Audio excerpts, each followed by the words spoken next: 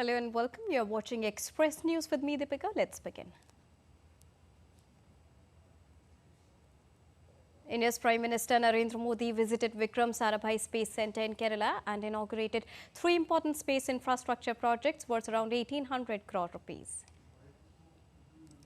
Prime Minister reviewed the progress of Gaganyaan mission and announced the names of 4 pilots for India's first manned space mission. Prime Minister also bestowed astronaut wings to the 4 astronaut designates. The pilots are Group Captain P. Balakrishnan Nayyar, Group Captain Ajit Krishnan, Group Captain Angat Pratap and Wing Commander S. Shukla. Prime Minister said that in this Amrit Kaal, Indian astronaut will land on the moon in an Indian rocket. Prime Minister Narendra Modi also said that India is continuously expanding its space in the global order and its glimpses can be seen in country's space program. Prime Minister said that the nation will have its own space station by 2035. Prime Minister said that as India is set to become the top 3 economy of the world, at the same time the country's Gaganyaan is also going to take space sector to new heights and society will be benefited with the most from space technology. Praising the role of Nari Shakti or women power in India's space program, Prime Minister said be it Chandrayaan or the Gaganyaan, no such project can be imagined without women scientists. Prime Minister also visited Vikram Sarabhai Space Centre at Thiruvananthapuram, Kerala and walked through the centre and witnessed several R&D projects and equipments. Addressing the event, ISRO Chief S. Somnath said that long-term space vision by Prime Minister will help in accomplishing the Viksit Bharat in space sector. Prime Minister Narendra Modi also addressed a huge public gathering of Bharatiya Janata Party in southern state of Kerala. While addressing, Prime Minister stressed that development of the state has been the centre's priority. Prime Minister also mentioned about the benefits that people of the state are getting from public welfare schemes. Prime Minister Narendra Modi also received rousing welcome in Tamil Nadu. India's Prime Minister participated in a program called Creating the Future, Digital Mobility for Automotive MSME Entrepreneurs in Tamil Nadu. Prime Minister also launched 2 major initiatives designed to support and uplift MSMEs in the Indian automotive industry. India's External Affairs Minister Dr. S. Jaishankar welcomed Deputy Prime Minister and Foreign Minister of Thailand Dr. Parnpree Bahiddha-Nukara. Finance Minister Nirmala Sitharaman said that next generation reforms, including digital infrastructure, will be on top of the agenda if Narendra Modi-led government returns to power for the 3rd term. Indian Minister of Information and Broadcasting Anurag Singh Thakur said that in the last 10 years, Prime Minister Narendra Modi has laid the foundation for good governance and India has emerged from fragile 5 economies. French Army Chief General Pierre Schill is in India for a 2-day visit. He laid the wreath at National War Memorial in the national capital today. Elections are being held in Uttar Pradesh, Karnataka and Himachal Pradesh for 15 Rajya Sabha seats. The voting started at 9 a.m. according to Indian Standard Time and the vote counting is set to begin at 5. Rather, it has begun at 5 p.m. The Indian Army has inducted a new bridge-laying system today that is made in India. The bridges being inducted are mechanically launched and capable of carrying tanks. Sweden's ambassador to India inaugurated a street art project in India's capital, New Delhi. The street art has been inaugurated to celebrate 75 years of diplomatic relations between India and Sweden. Indian markets ended in green today. Sensex climbed 305.09 points to settle at 73,095 points. Nifty was up 76.3 points to end at 22,198. Rupee fell 1 paise to close at 82.92 against the US dollar provisionally. Gold futures maturing on the 5th of April stood at 62,315 rupees per 10 grams on Multi-Commodity Exchange of India Limited. Silver futures maturing on the 5th of March stood at 69,515 rupees per kilogram. Oil prices were largely stable on Tuesday. Brent crude futures fell 10 cents to $82.43 a barrel. Oil and gas profits tripled under U.S. President Joe Biden administration. The combined net income was $313 billion in the first 3 years of the Biden administration. India's per capita monthly household expenditure more than doubled in 2022-23 as compared to 2011-12, according to the latest study of National Sample Survey Office. Japan's core consumer inflation slowed for a 3rd straight month in January, but beat forecast and held at the central bank's 2% target.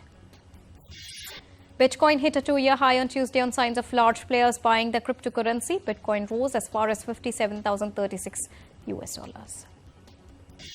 The Hungarian parliament approved Sweden's bid to join NATO on Monday, clearing the way for the Nordic country becoming the 32nd member of the defense alliance. Swedish Prime Minister said Sweden took a big step towards NATO membership and is now set to leave behind 2 centuries of neutrality. US Ambassador to Hungary David Pressman said the Hungarian vote would increase the security NATO members in Hungary. Hungary's parliament elected Constitutional Court as the country's next president 2 weeks after the unexpected resignation of Katalin Novak. France's President Emmanuel Macron invited his European counterparts for a working meeting to discuss how to ramp up ammunition supplies to Ukraine. French President Emmanuel Macron said there was a need for a collective jolt as Russia-Ukraine conflict entered its 3rd year. Emmanuel Macron said France could not rule out sending troops on the ground to Ukraine and that would remain a strategic ambiguity on the subject. Ukrainian President Volodymyr Zelensky said cooperation and determination were the answers to the question of ending the conflict. India questioned the UN Security Council for its ineffectiveness in resolving the Russia-Ukraine conflict and emphasized the urgent need for reforming the UNSC to enhance its effectiveness. Russian forces warded off multiple attacks launched by Ukrainian forces in various directions. Ukrainian forces conducted strikes on Russian command post, drone ground control stations and struck a car in Russian border village. India's External Affairs Minister Dr. S. Jaishankar strongly condemned the terrorist attack perpetrated by Hamas on the 7th of October. A national court charged Pakistan's former Prime Minister Imran Khan and his wife Bushra for allegedly accepting land as bribe during his tenure. Senegal's President Macky Sall urged participants in a national dialogue to reach a consensus on a date to hold delayed presidential election. Senegal's president said that if a decision is not made, he will ask the Constitutional Council to find his replacement when his mandate ends in April. Trade ministers face crucial talks on fisheries and agriculture on the 2nd day of World Trade Organization's 13th Ministerial Conference that is scheduled to conclude on Thursday. The Israeli army released a footage showing interior of a 10-kilometer tunnel that was passing underneath a hospital and a university in Gaza. Israeli Defense Forces released a video showing a targeted attack on Hezbollah commander in a moving vehicle in southern Lebanon. Jordan dropped food aid and medical supplies into Gaza on Monday using 4 C-130 planes, making it the biggest drop so far. President Joe Biden said he hopes to have a ceasefire in the conflict between Israel and Hamas by next week. Republican presidential candidate Nikki Haley during her campaign said if Donald Trump is the candidate, Republicans will once again lose the election. New York prosecutors asked a judge for a gag order to restrict Donald Trump from attacking witnesses or exposing jurors' identities in his Manhattan criminal case.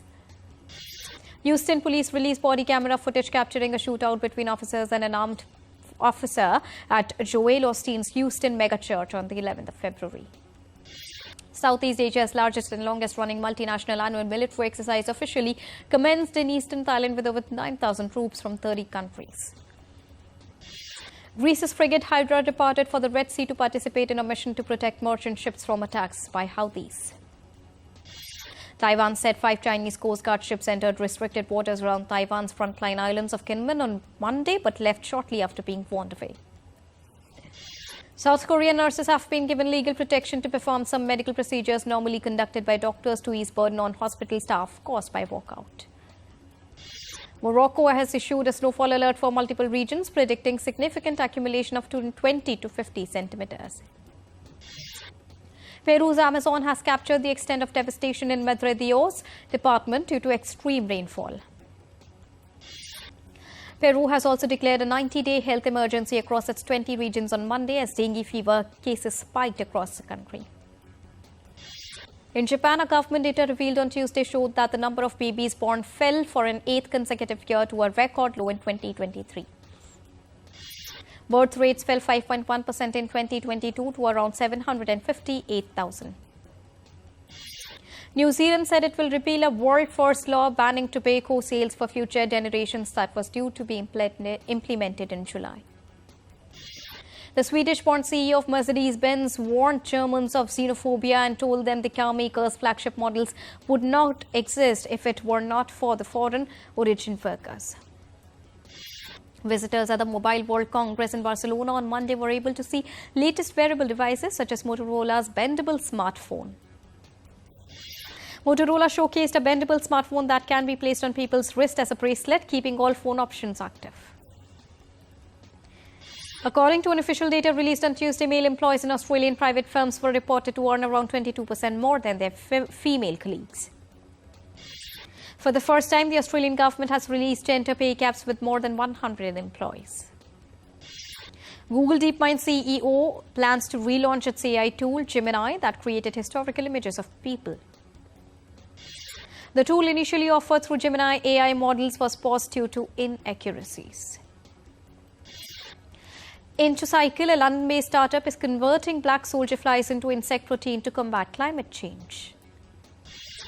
New Odysseus moon mission images reveal its vertical descent to the Malapert A landing site, the furthest south any vehicle has been able to land on the moon so far. The Odysseus, a 13-foot-tall hexagonal cylinder, made it to the surface intact, but a navigation system problem caused an untested workaround to avoid a catastrophic crash landing. Cuba's Habanos, a top cigar maker, achieved a record $721 million sales in 2023. 3 white tiger sisters have been given a new habitat at a Japan zoo. Tokyo has launched the world's largest projection mapping display featuring images of culture and nature on a wall spanning 14,000 square meters. The project, certified by Guinness World Record, will be shown 5 times per night. Vietnam's Tak Nong UNESCO Global Geopark showcases artifacts to attract students to learn about district heritage sites. The Reliance Foundation has launched a Vantara Wildlife program in western Gujarat state. Japan's annual girls' festival known as Hina Matsuri will be held in Okayama Prefecture on the 3rd of March. According to a survey released on Tuesday, OTT audio and video services are enjoyed by 707 million people in India. Indian actress Aisha Khan has joined Malayalam star for their upcoming film titled Lucky Bhaskar. Actor Richa Chadda and Ali Fazil on Tuesday shared details about their upcoming projects that will be produced by their production company. Indian ghazal and playback singer Pankaj Udas's funeral ceremony took place at the Hindu crematorium in Mumbai. The New York premiere of Dune Part 2 took place on the 25th of February. The first installment of Sci-Fi movie franchise was released in 2021. Kate Winslet attended the premiere of HBO's The Regime. The Oscars, taking to Instagram on Tuesday, announced the first slate of presenters for its 96th edition. Miley Cyrus's Flowers has become the world's best-selling single in 2023. The US singer-songwriter has topped the chart. Taylor Swift voted Worldwide Recording Artist of the Year for the 4th time by the International Federation of Phonographic Industry. Jungkook, who is the youngest member of South Korean band BTS, gets recognized by the global organization representing the recording industry as a 7th secures 10th spot. New Zealand paceman Neil Wagner announced his retirement on Tuesday. India consolidated its position at the 2nd spot in the World Test Championship ranking.